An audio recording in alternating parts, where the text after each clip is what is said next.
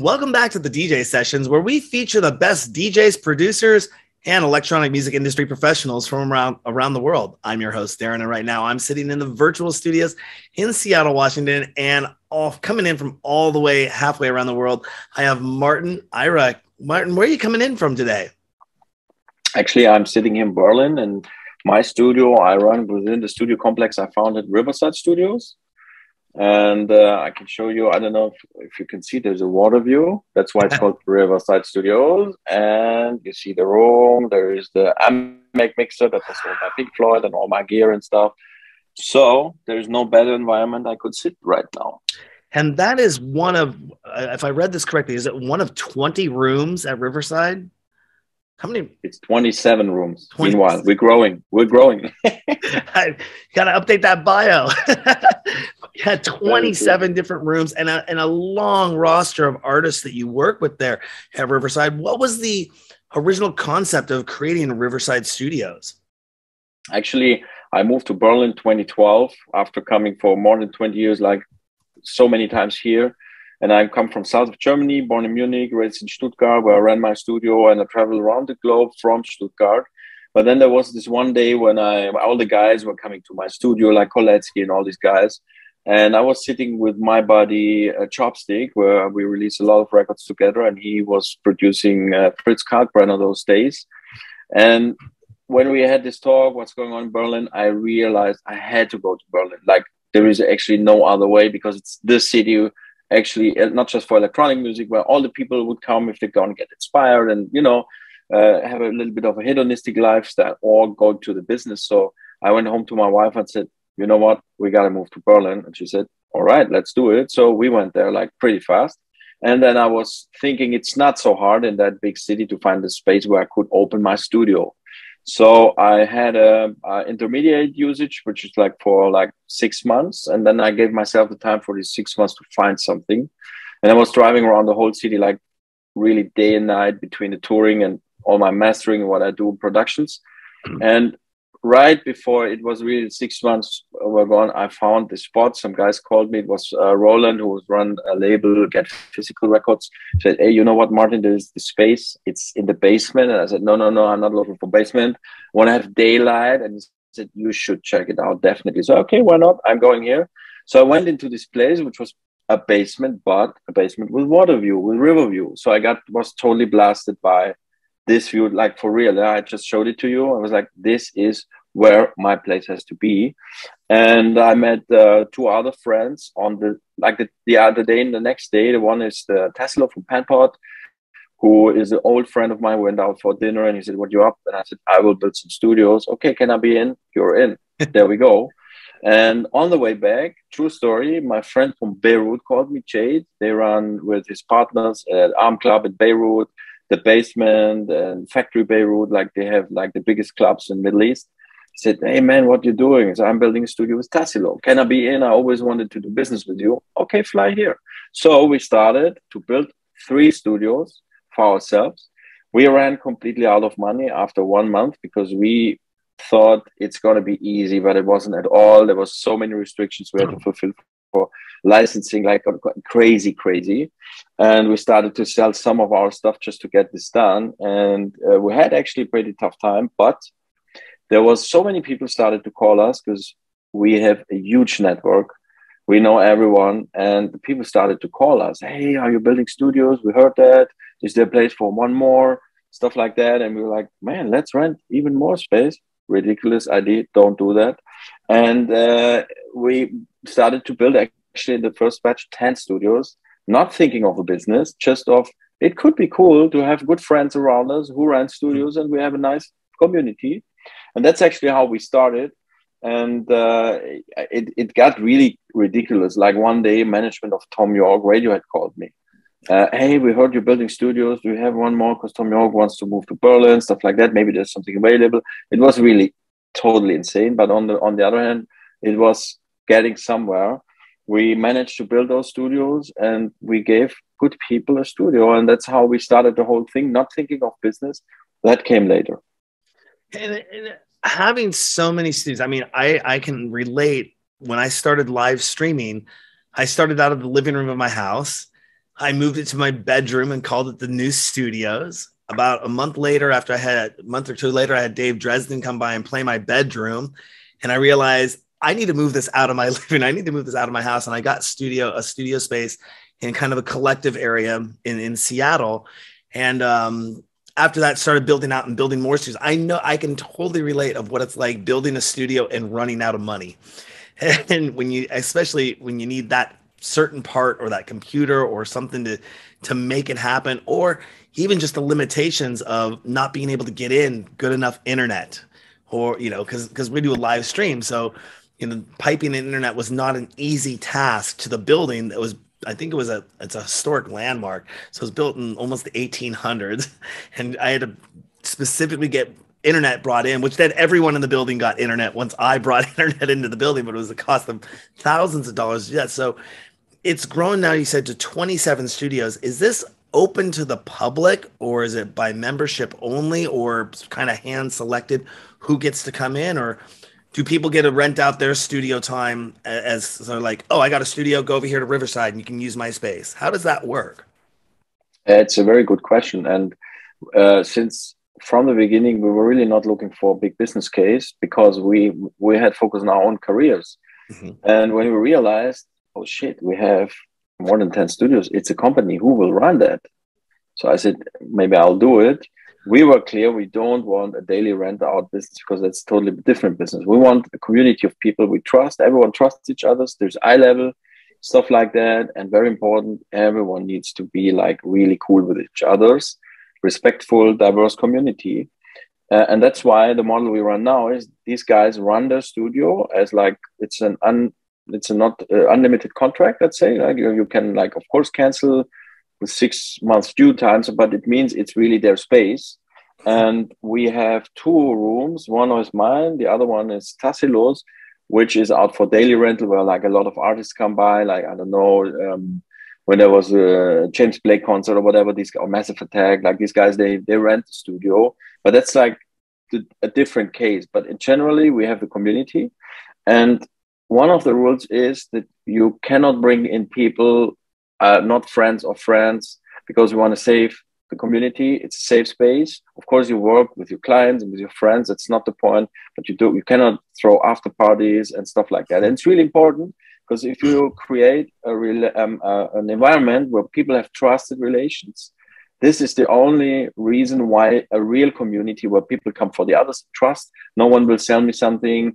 No one wants like just a selfie or something. That this is actually the model we started to build. And later we opened up for, when we were thinking, okay, it's not a real big business case, because constructing like these 27 studios, it's really expensive, costly, room construction, all of that, aircon and all the setup. It's not a huge business case.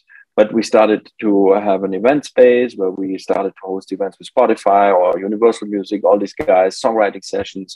We rent even more space. Now we have 3,000 square meters, and brought in creative economy, like publishing houses, like music tech industry, like Roland Moog and a lot of other Neumann microphones were here for some time and stuff like that. So we opened the model, and these guys sometimes have events, because that was your question. Is it open to public? Sometimes it can be open, but it's not really 100% open. So just people can walk in and like talk to someone, because it's just would not work with the community also working on that project. That's the answer. Hey, it sounds like somewhere that I would want to bring my camera, set up shop for a day, and just let everyone come talk to me, and visit and chat. Have you ever had press come in and do something like that before at the studios, and kind of set up and arrange with everyone there, say, hey, we have somebody from the press coming in. We'd like, if you're interested in talking with them, they're going to set up over here in this studio for the day or for 3 or 4 days, and talk with everyone and kind of get a background media presence going on. Because that just sounds like a really awesome story, to be able to talk with everyone that's going on there. Or have you ever thought of maybe building a kind of, I don't know if you ever watched reality television shows in the past, where they'd have that kind of diary booth where people could kind of go in and just talk to a camera, for like I mean, I'm in the it's an studio working on it and interesting, pump it out for. it could be an interesting thought. I mean, we had a lot of press here, but not like that format. Why? Because it's really, the community is very different. Mhm. Some people want to really be in privacy, and this is very important to have the safe space. So if we ever would start something like that, you need like a green light from everyone with no exception, right? So I'm not sure if that really would work out. There's some bands here that really like successful, and they're not so open for a lot of other people or other producers. They produce with big artists, so it's a tricky thing, you know. And of course, there was a time when we thought of our business model, if we could have like one studio where we have like a constant 24/7 live streaming thing. We discussed that actually, right?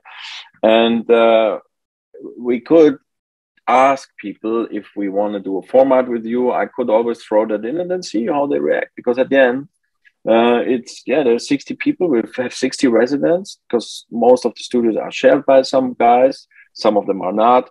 And then we could discuss that. Yeah, I mean, we have other events like, you know, Native Instruments did a lot of even showcases here in my studio. Roland Music did streaming shows. Then there was a pretty big format with 1 million plus live viewers.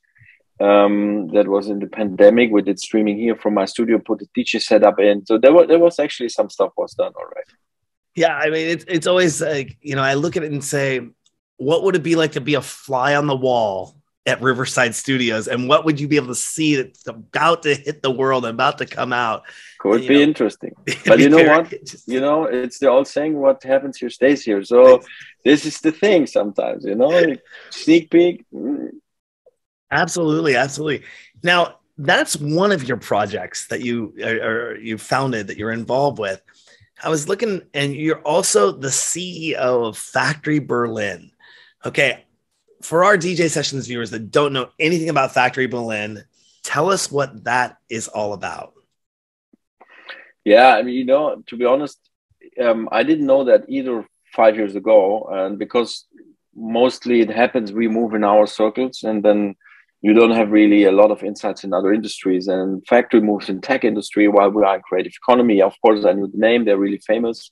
And I I met the founder, and he's a very visionary driven guy, and we really clicked and became friends. And when he started to discuss with me, or we felt we need to do something, it was kind of a natural involvement, made me really curious on something new, because after 35 years in one industry, it is, you know, becomes in some parts repetitive, and it's really nice to get like your brain open to something new. So what is Factory? We are a network of people. We give people a network who want to do something, who are creators. So we have 5,000 members. So the one service we offer is the network. It's people who are in blockchain, AI, in UX, UI design, all the developers, all the tech clusters, but also meanwhile artists and creatives who do technology and art. And we have in these 5,000 members, they come from 92 nations. And what we give, we provide the infrastructure so they can make trusted relations, meet mutually. So you heard me the same saying about Riverside Studios, and that's actually the funny or nice thing, that they can meet and then collaborate together from a diverse perspective and get better in whatever they were looking for. Like find my co-founder, found a new company, get access to funding, have access to other startups, innovation projects, hire talents, and all of that. So we have 2,000 individual members. There's solopreneurs and freelancers, 150 startups, and 50 corporate partners like Siemens, Audi, Porsche, Google for startups. And we have the fourth group is partners from education. There is a university we have on our campus with 600 students. They learn how to build software products, bring them to market. So we also have space, what we give to our members, and that's basically 35,000 square meters in Hamburg and Berlin, and soon in other cities as well. And one of the things that interests me the most is that I saw that you had a 360 XR room. And the reason why that stood out to me so much is because we are now looking at you know, virtual reality, augmented reality, XR, you know, crossover reality coming out. And without giving away any secrets, are you working in that world? Are you watching what's happening in the VR world? Are you close to that?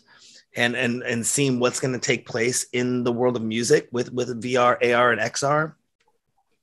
Yeah, I mean, you mean me personally? Yeah, I mean, the downside is of running a company with 100+ employees is operationally you have a lot of things to do. So even making music is reduced to few weeks per year where I really say, okay, I need to go to the studio, make some music, play still my shows, play my radio shows since 20 years, but it doesn't mean I can play 8 shows a month anymore.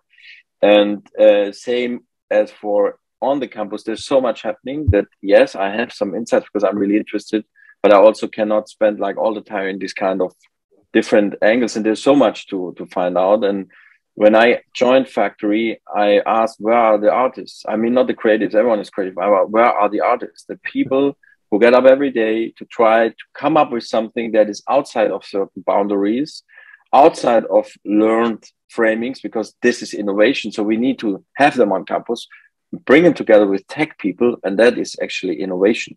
So there is the natural fields, what you just mentioned, AR, VR, that has a very obvious connection to music and any kind of media production at the end. And this is also what I did before at Riverside. I started to bring a startup in. They were in game sound implementation because I was curious what happens if I bring technology and technology that is connected to art in a place like where there's music production. And the interesting thing was people who usually never have time because they're busy suddenly sit together and they're curious, what are you doing?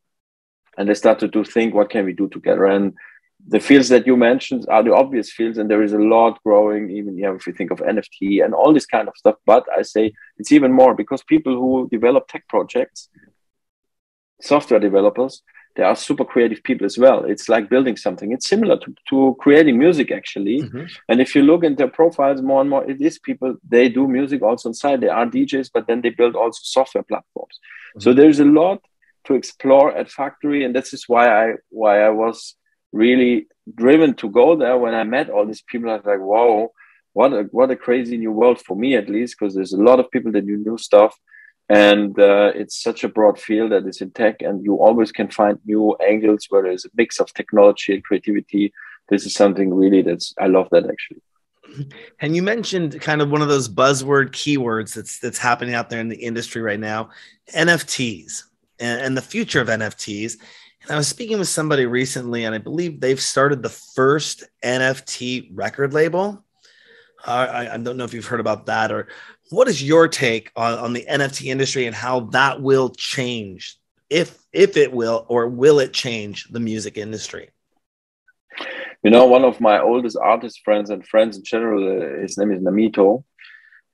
He is pretty much in the NFT field, and he says something I would quote. He says, you know what, right now, it feels like beginning 90s with techno music, where it's kind of a wild, not defined setup. There is people, sometimes they like cowboys, they can make their money, there's a hype.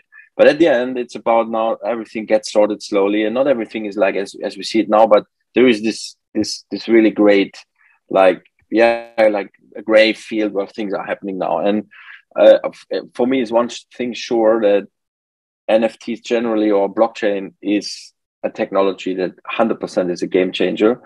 And we don't know yet what will be a market, because right now we see a big hype and there's a lot of NFTs that were sold based on hype. But then you see also so-called functional tokens, where there is something behind that you have access or rights. That is a different thing that has a real value behind, other than a hype or a brand that you build can have a hype as well, or a value. And I see it's really exciting and interesting, especially the second category, I believe, is a big chance. And talking about a record label definitely makes sense, because you have smart contracts, and the way how we can monetize music and own our rights when it comes to music is something that there is definitely the chance. And how this exactly going to look like, I can't tell you, but I just know one thing: it will be there, and it will be not just a side thing. Yeah, one of the things that we deal with and have dealt with a lot over the past, I mean, since we've been in this business, since I've been in the game for almost 30 years, is music rights and using music when it comes to video on demand or synchronization and master use rights to it, and getting those for a DJ show can sometimes be damn near impossible because a DJ wants to play what they want to play, what they're feeling.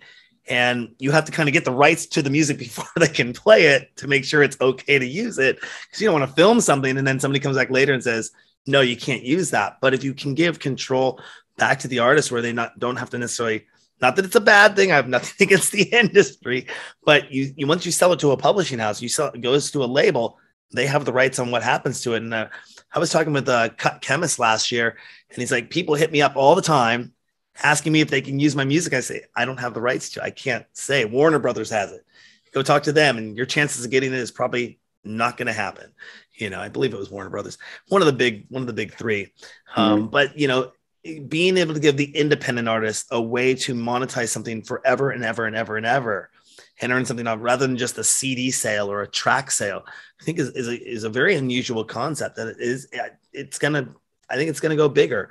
And even just from an artist perspective, if they had the guy who he had made he had painted like 9 pieces of artwork, and then he made NFTs of all of them. And then he ended up blowing them all up with fireworks. So those pieces of artwork didn't exist anymore except for the NFTs, and just creative ways that people are, like you said, trying to create hype behind them. But again, I think you're right. It will settle, the hype will go, and then it'll start to grow and build a bigger base on that. Now, when it comes to technology, it kind of moves fast in DJ producer land. If you could think of something that's not on the market today, but in your vision would be really awesome or amazing to have, what would that be? This is a really tough question. Something that is not on the market. I mean, if you look in all these technologies that they come up with, and then you see, if you mix these technologies, it's really hard to predict where it goes. I just can tell you, there's sometimes when I see new stuff people just build, and you get a glimpse of, okay, wow, this is crazy. For instance, we have one guy at Factory, he puts objectives in space where you can see them with goggles, yeah. And the trick about it is that they don't move, because they invented the eye measuring technology that, however, from which angle you look, the object is always in the same position. And then you can use your hands, touch it, but you don't feel it, but you touch it, you turn it, and it stays there for the other people. And if you think about how crazy actually this is, I mean, talking about it, maybe not so much, but if you really experience it, like, okay, wow, this is awesome. It gives you, as I said, this glimpse of what happens if 3 other people who come from XYZ industry start to put this into live shows, and everyone who is in a live show wears these goggles, and you have a double experience. Or if I see that there is a company here we guys work with, they do motion capture design, bringing suits to people where they film them, put live shows into games, where you have your appearance in a game and people have a live experience, and bring the 2 worlds together. And then you think this further, wow, this is really cool, right? You have like suddenly the real option of a physical event, but people joining virtually, and they're on the other side of the globe with avatars, and you have a hybrid event. And I think, especially when we talk about our industry, there is so much potential right now. And I see, as it goes with all new technologies, and when disruption is like ahead of us, the old economy people, not old people, sometimes it's young people, even I realize that, who say, no, this is bullshit, will never be something. And then you see, especially when you're on the other side, and see Penport doing already first shows with these guys, and you see, wow, this is a really cool new experience. We should be open for it, and rather think it further, instead of, like an only life experience is the thing. Yeah, maybe it's a mix, stuff like that. Mm-hmm. So this is what I'm at least seeing, and that's what exciting about the surrounding I have with these people, that you have like insights in potential new ways, so super exciting actually. Yeah, we see, at the start of, we'd start with VR, and then we're going to head into AR, because the AR glasses just aren't out there just yet. They're right around the corner. But, when I got my first Oculus, my first VR pair of headsets, last year, within about a month and a half, I said, I want nightclubs. I want VR nightclubs. I want to be able to have my live streams in these clubs. I started talking with a developer here out of Seattle who was actually able to create a way to bring your actual physical representation of yourself into a space where you can go in and basically 3D map the space.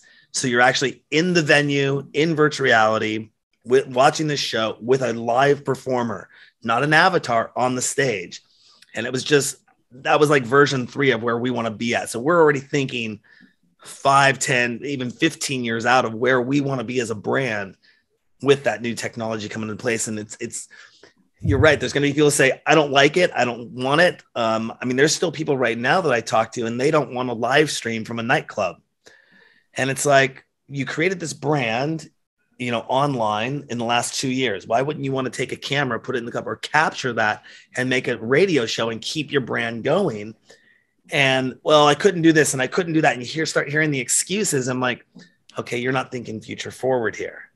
You could build something. You know, the biggest mistake people sometimes do is that they translate the experience they have into a new technology and think it's the same, and then they compare it. Yeah. Like one example is I have a Harley Davidson motorcycle that is electric. Then people tell me, yeah, but I'm sure there's no emotions and all of that. There was the sound and all of that. Say, hey, having a classic Harley Davidson is a great experience. Riding an electric bike is great. It's different. It is both very emotional, by the way. Don't make the mistake to think that this replaces the other one. And this is the same with, of course, if I go to a club and I feel the bass and I can really feel it with my body and there's a physical experience, I will never be able, or I will not say never, but it's not the same as I can go to an online event. We don't need to discuss that. But a friend of mine, he ran in the pandemic a club called ravespace.com. It's really cool, actually. Mm-hmm. If you go inside, the experience of a live club is not there, but there's another experience. And I was actually shocked by even, let's say, the graphic level they have, obviously, is not like you in some games, but still it's okay. But what it was nice, you go to a club where there is avatars and there's real people somewhere, and you go to this virtual bar and I meet a guy and he says, hey, Martin, you're here as well, because he sees my avatar and says, why don't you meet Renee or Stephanie? Did you meet guys? And you really talk with new people. And I'd say, wow, would have thought that there is this randomness of meeting new people, and it's possible, but of course it will not replace the feeling of a baseline I can feel in my body. So you should be open, I think, to in your head for new things and get the new way of experience, and then say, maybe the old one I can have too. You can have both. There is no either or. We run into that. We do silent concerts or silent disco events. And a lot of people, you know, say, I can't feel the music. And I'm like, well, you're comparing it to a nightclub experience. This is not a nightclub experience. This is a collective music dance experience that you can have and have a buffet of music that you can't do in a nightclub, because obviously the sound, even at a festival, you have to have the stages so far away from each other, or sound engineering, so it doesn't cross over and bleed into each other. This is a completely different experience. And we actually did find a way through haptic speakers that we can tie our headsets and you can feel the bass, you know, a little bit. But the point is that you're not even comparing the same thing. And I think that's what you just said there with VR. It's not the same thing. It is a completely different experience. If you want that experience, go get that experience. But I tell people all the time, just like you said, I could be in VR, have somebody walk up next to me in VR. I don't know who they are. They say, what's this all about? Start talking to them. And Martin, it could be you on a headset talking next to me going, hey, you need to talk to my team over here at Factory Berlin. I'd like to get you a meeting. I don't even know who you are, but we're meeting in virtual reality. Whereas if we're in a nightclub, hey, Martin, how's it going? Yeah, nice to meet you. Okay. And we're in a completely different mindset, you know, of networking in that environment. So I'm glad you said that. And I think that's what's going to take the innovation to push that forward, is people understanding it's not the same exact thing. And both of them have their value and benefit. Now, speaking of other things, because you're just such a really busy guy, you've also launched something called Fanbase. Tell us about Fanbase and what that's all about. Yeah, I mean, what I basically do now since more than 10 years is community building, right? This is what I told you about Riverside Studios. And there was one question that was driving me from beginning: what happens if we take the space away from people? Means no studios. Is there something left why people would still be our clients or generally there? If yes, then it is where we want to go, because we are not just a room rental thing. So we looked into community building, and networking is something I do all my life, you know. And actually, if you really think about it, how you become successful as an artist, a producer, any business, you need to be a good networker. And the better networker you are, you're going to be really more successful. And when I worked for Factory, where we have this community of 5,000 people, and that was even next level of community, not building. There is a community, but I'm also responsible for the community itself. So we were thinking professionally these topics further. I was sitting with a friend of mine who founded his company with the age of 14 and built Germany's biggest platform for students, with I think there are 4 million users on. Today he's 23, so a young guy, super visionary guy. And we were sitting to, okay, how can we think Riverside actually further with technology? So we were like for hours discussing, could it be a platform where we match artists, maybe moving or coming from another city to Berlin, and then we connect them and connect the studio, stuff like that. But that's very obvious, and we found it not super exciting.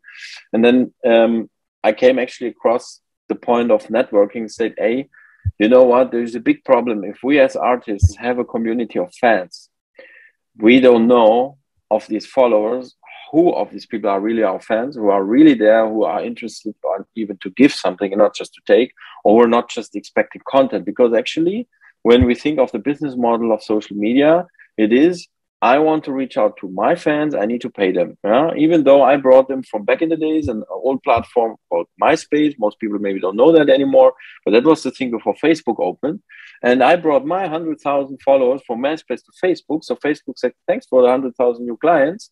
But now if you, Martin, want to post something, please pay me money. And I will not tell you of these 100,000 people who are really your fans, because I want you to pay. So I thought, like, why not turning this thing around, offer artists a platform where they could offer their super fans, and I call super fans is people, maybe the 10% of your fans who really want to be connected to other fans. They're not just there because you post content. They're there because you feel a common passion, namely being a fan from you, and then meet like-minded people and build trusted relations. And then I come back to the platform because there are the others who are super fans, and we exchange experiences, we grow better connections to each others, and this is like a real community experience. So we started to build Fanbase. That is actually exactly what I just described, where people, after they apply, that's very important, because if we want to look out for fans, for real fans, it's not just like followers. So you can, as artists, define by yourselves how high is the hurdle, who you want to have, how do you define your fan base. And then in this space, we give all the tools that people can engage in forums, they can host forums, they can help each other, they can have physical experience by meeting on concert, traveling together, getting new people known, making even forums on are not related topics, because once you build trusted relations, you want to share other topics that maybe are about sustainability or pets or whatever. And this is what we basically released last December with our very first artist, that is Paul Kalkbrenner, and we saw around 25,000 of his super fans downloading the app, and we streamed his concerts there. You can buy the tickets, but then you also can engage on the forum. So now the forum is actually the core of it that we didn't release in the first iteration, and in the next iteration now we're just about to release the forum with Panpod, our next artist, and we have a couple of more artists in the pipeline, talking to some really great big artists. And then the next phase, we're going to work with football players. So it's generally a tool that helps artists or influencing people or people who have fans to really curate their followers. And again, it's an experience that you really come there for the other people and not because you get content. I just signed up while you were talking about all of that, because this is amazing. It was that easy to actually go online and set that up. And I always look for every social outlet, social medium that we can sign up for and be a part of. And that's really phenomenal, because you're right. When Facebook kind of, I should say Meta, because that's what they're now called, went and switched that model years ago. It was so disheartening that you had moved from a place like MySpace to Facebook, brought your fans with you. You were able to push a button, connect with all of them. And then they started going, pay us to connect with them. And it's like, wait a second. And a lot of artists, you know, they still didn't understand the concept of having a newsletter and capturing email addresses and the power of being able to go directly into inboxes and, you know, send it with companies like MailChimp or other mail providers, or capturing cell phone numbers and being able to send out text messages, you know, directly into people's phones. And sometimes technology, it gets ahead of the artist. You know, they're supposed to be focusing on the music, like you said. No, earlier. we have at Fanbase push messaging, and 92% of the users gave their phone number and switched on push messaging. And you can define what you get messaged on. Hey, there's a discussion in your panel or your forum, or Paul Kalkbrenner is live at the moment, stuff like that. But Facebook doesn't provide all of that, and we give the data to the artists. It's their data. That's very important. They can really get a better experience for the fans, and this is really the core of it. Yeah, and it's actually based on the theory of Kevin Kelly, founder of Wired Mag, who said a super fan is someone who wants or will spend $100 per year for an artist. And if you have 1,000 of them, you can make a living from it. You don't need to hustle and post content for like a huge amount of a gray mass of people where actually they really don't give you something. Yeah. I mean, I totally understand that model that, you know, our membership program for the DJ sessions is $50 per year or $4 a month. And when you do the math on that, you get 10,000 or 20,000 people in on that. You're like, okay, but, you know, we would create special experiences just for our members. You know, it wouldn't be open. I'm not saying that this is a bad model. Opposite. It's just a different model, which is super fair and super cool, because it's also a model. Hey, there's content you're interested for, of course. If you pay for it, it's going to be good content. It's great content because we don't need to live from advertising, whatever you name it, because that's your great experience. Totally fair. Just what we do at Fanbase is even not a competition for it. It's just another value proposition, right? Yeah. And it seems like you've created some, I mean, I'm going through just looking at some of the creator tools here. I mean, this is really, really awesome. I'm going to dive into other creator tools. Yeah, other creator tools, they actually have another model. Yeah, this is same value proposition like you have. I want to follow an artist and I pay money that I get exclusive content. Absolutely fair deal. Very cool. Yeah. But we're talking about the super fans. They want to meet like-minded people. That's something else. They still could be paying on your other platform for content. No problem on that. But if you want to meet like-minded people, trusted relations, this is what we do at Fanbase.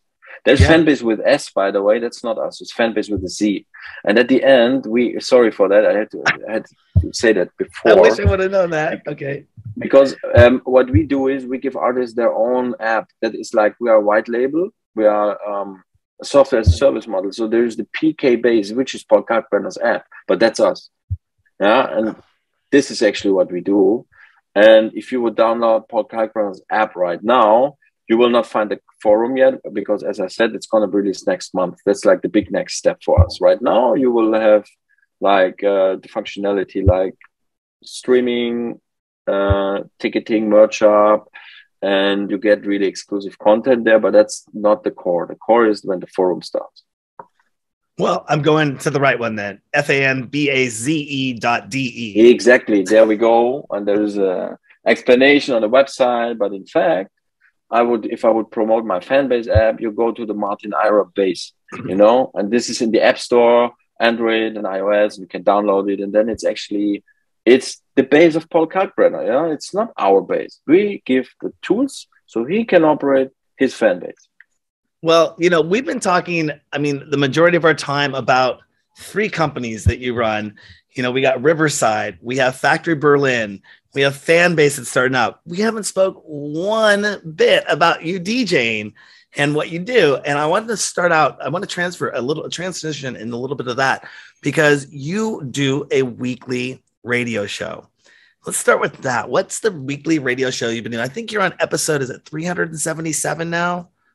But it's just because at some point I started with one at the podcast, Apple Podcast. Actually, I do it for more than 20 years. And I started it in a live station here in the south of Germany. Actually, it's a pretty big station. It's the biggest in Germany, playing out electronic music 24/7. So I had a live show there.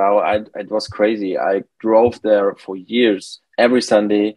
I put my whole tour schedule like, okay, I need to fly in Frankfurt, get my car to the station and do it live, did interview with a lot of artists, moderated and all of that. But then my traveling schedule got so heavy that I couldn't do that anymore. So I switched the model to, okay, guys, I'm going to pre-record the show, send it to you every week. It's a weekly show, 1 hour.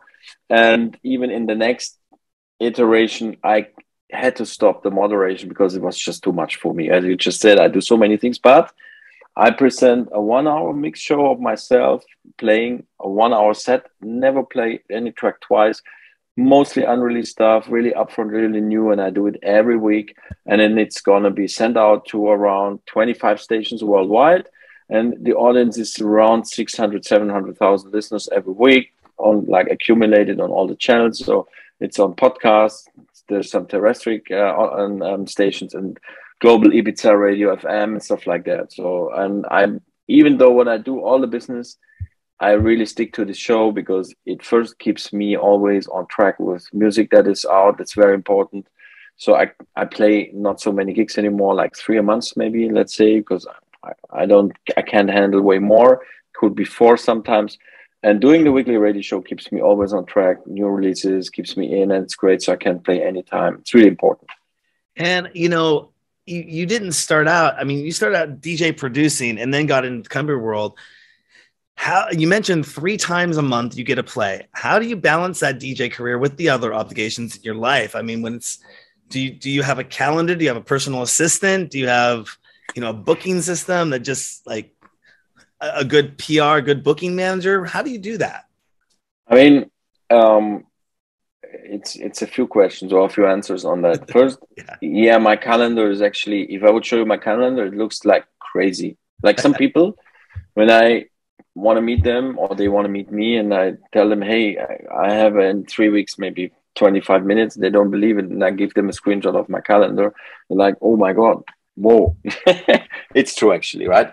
So I tried to have a personal assistant a few times. It really didn't work because I realized moving schedules forward and back, sometimes someone can do that for you. Sometimes a tool can do that for you. But if it's high level contacts, you have to have the feeling of how to talk with people, and you know, you have to do that by yourself. So yes, there's people in the team, they help me on stuff, but I don't have really 100% personal assistant. I do most things by myself. Of course, I have a booking manager and a booking agent who does like handles all my DJ stuff for sure. That would not be possible for many years if I would not have had that, like organizing the travels and everything. And I still run Kling Klong records, even though we didn't release a lot in the past 3 years, but I'm just about to reactivate because I have my own new productions, and I was thinking, okay, it's maybe too much work to handle productions from other people, but I still could really release on my platform my own stuff, and I have someone who handles that for me as well. So yes, in fact, of course, I lead a bigger team. Even Riverside, we have a team, so there is people who work for me. Yeah. What is your strongest motivation to still pursue a career in music with everything else you have going on? Because DJing is the best thing in life. I mean, I can tell I love playing, really. I love it. I hate everything that comes with it, meanwhile. Like traveling, it's pain in the ass. Sounds hard for people who want to get there, I know that. And I used to really like even that, the traveling. I loved it. But since I worked like so much in like the whole week with people in different companies, it gets just too tough. And I'm like, you know, I'm 51 years old, so you feel it. You feel like last weekend I played 2 shows. It was a festival, really nice, super cool experience.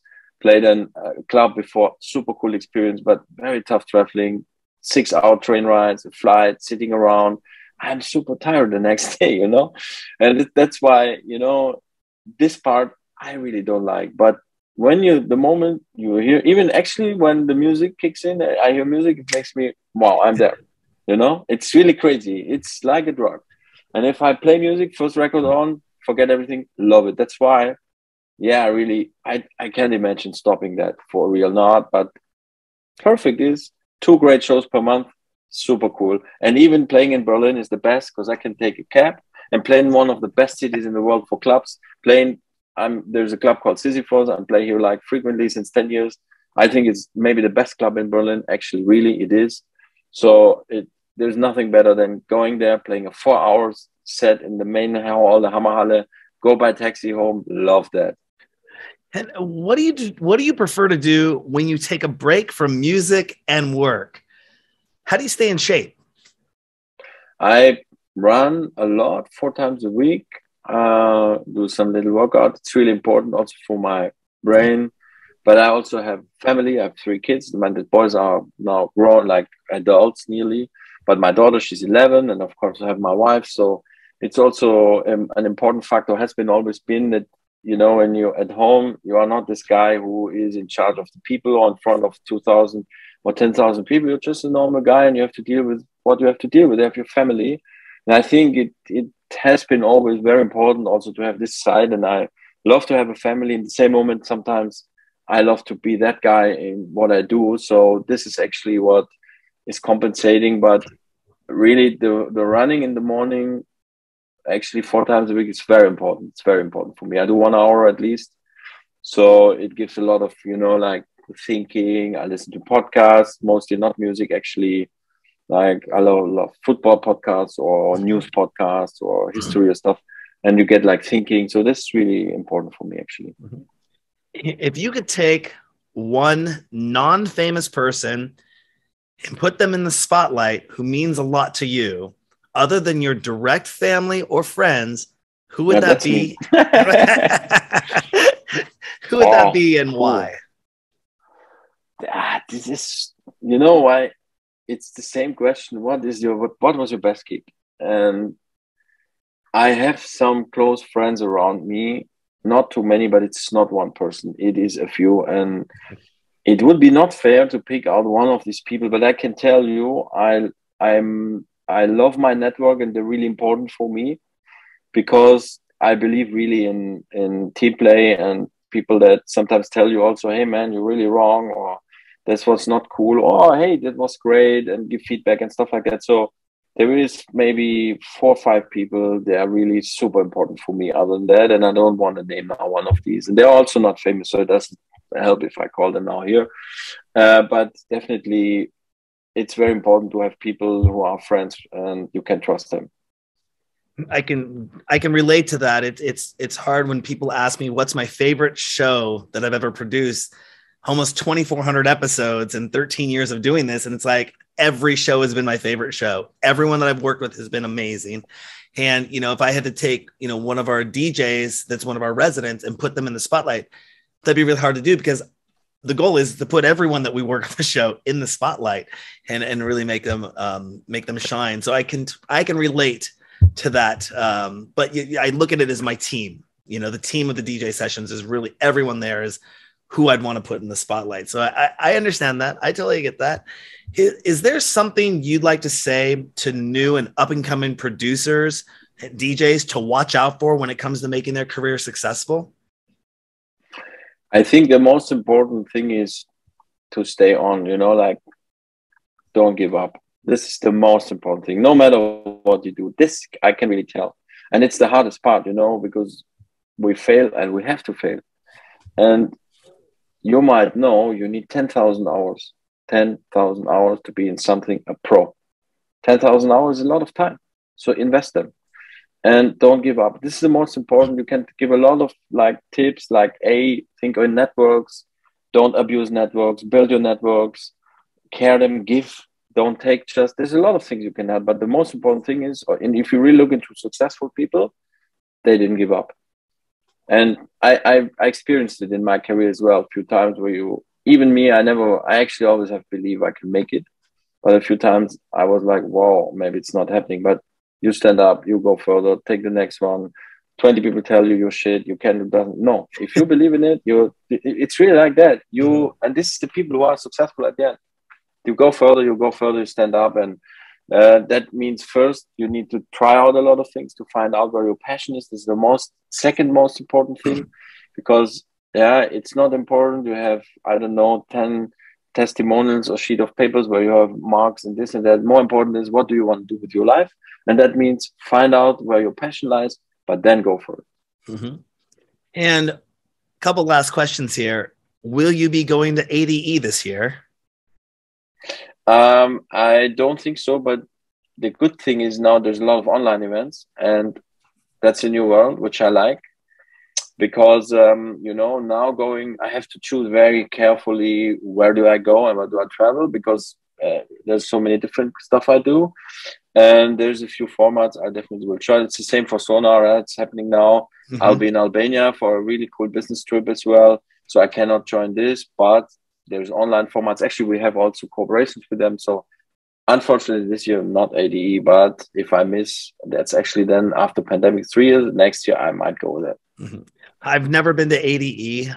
We're super excited to be attending it this year, and then coming back and going to Winter Music Conference, then going to IMS and Sonar. We have our whole festival schedule. We want to get back out there on the street. It'd be great to meet up with you. Maybe we'll make a side tour over to Germany and maybe get a tour of Riverside and or. I mean, 100%, Darren.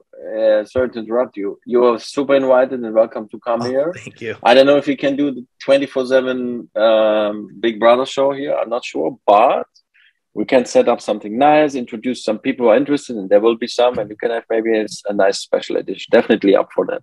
Martin, thank you so much for that invite. I really appreciate that. Is there anything else you want to let our DJ Sessions fans know about before we let you get back to work over there? Is there anything I want to let them know, you mean? Yeah. Don't forget your network. This is an easy saying. Most people don't think in their network. That's the last thing I tell you now. One of my sons, he's 21. When we talked about network, he said, yeah, but Dad, for you, it's easy. You have a huge network. But I said, you have the same network like me, because I'm part of your network. And that means I am your network. Mm-hmm. And that means if you call my people, you have advance and trust, they will listen to you because you're my network. You can destroy the connection if you just abuse these people, but if you use it's your network. Most people forget that they have a huge network. And anything you want, don't think first, how can I pay for it? How get the money for it? Think first, maybe I know someone who knows someone. That's my last thing for today. I think that's a great piece of advice, is that, one of the things I love doing is meeting people, shaking hands and building a connection. And, and later on, something might pop up in my head. I may not need what that person knows, but then somebody else says, I need somebody like that. And I can go, let's put you two together and network them together. And then they collaborate. Exactly. And do something. And don't expect the return, like on this case. Don't come back to people, hey, you owe me. Because if everyone thinks like that, you will get something out of the network from somewhere. Exactly. Well, again, Martin, thank you so much for coming on the show. Where can people find out more information? Let's go Riverside Studios, Factory Berlin, and Fanbase. Fanbase. I don't have my own fan base yet, but it's gonna up to come for sure at some stage. Yeah, obviously Instagram, Facebook. There's something, not too much, because because we built fan base, because I was also tired and like really just being like, I need to post stuff. I don't like it actually, but there's always stuff to find about me. Google me. There's a lot of interviews I give, sometimes as an artist, like as a mix here. Super thankful for that. Great opportunity. My name is spelled Eyerer, so I'm sure you're gonna find me. And it's pronounced, I pronounce it Eyerer, but in Dutch, in Germany, it's pronounced a little bit differently. How is that pronounced? In German, it's Martin Eyerer. Eyerer. I'll work on it. Martin, the Spanish guys say Martin Eyerer. I can see that. Martin, thank you so much for coming on the DJ Sessions today. We really appreciate it. Super cool. Thank you. Have fun at AD, and I'm sure we'll meet here at Riverside there. Definitely will. On that note, don't forget to go to our website, thedjsessions.com. Find us on TikTok, find us on Instagram, find us on Twitter, find us on Meta, thedjsessions.com. All our socials are there. That's Martin coming in all the way from Riverside Studios in Berlin, Germany. I'm coming to you from the virtual studios in Seattle, Washington for the DJ Sessions. And remember, on the DJ Sessions, the music never stops.